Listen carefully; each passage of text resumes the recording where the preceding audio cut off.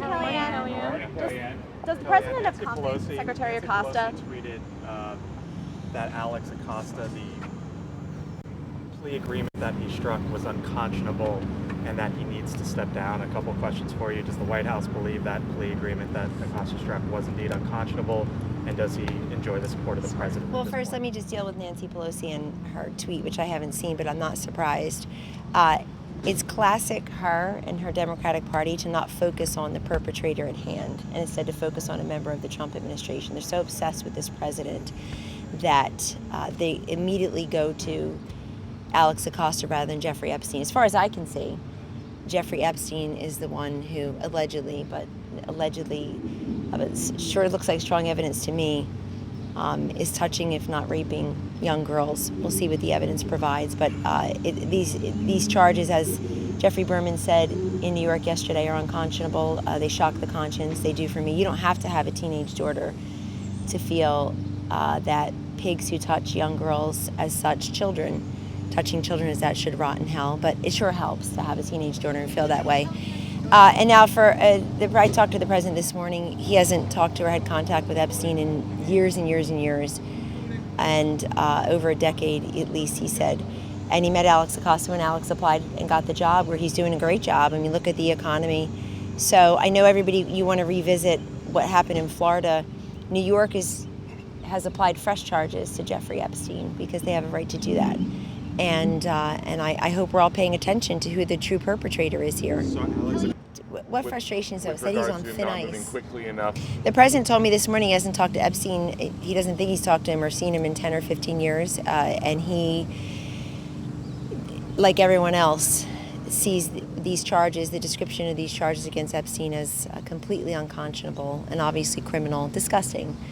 Really. And so, and I think some of your networks, frankly, and irresponsibly, if I may say respectfully, are saying Jeffrey Epstein charged for sex trafficking or raping minors, and you have a picture of Alex Acosta. So let's at least get the pictures right.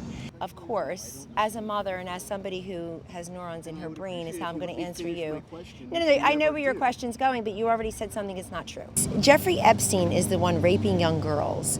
And it looks like some of the people who worked for him may, of course, be accessories to that, or luring them in, paying young girls to find other young girls to traffic them. I mean, it's completely disgusting. Can we all agree who the perpetrator is here, who's behind bars? No one's suggesting Acosta's the perpetrator, but is it acceptable? You're asking, all your questions are about him and not the guy who's raping young girls. Kellyanne, he's in the cabinet. Is this okay? Does the president... Is what okay? You have to have a more specific question. You can't just throw out clauses. Does